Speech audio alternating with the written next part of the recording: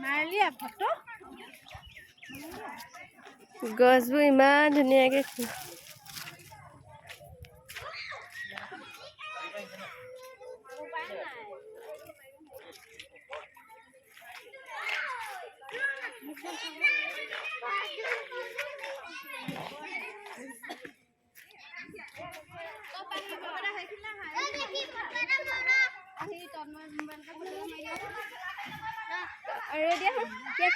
নুঠিবা বুলি হবত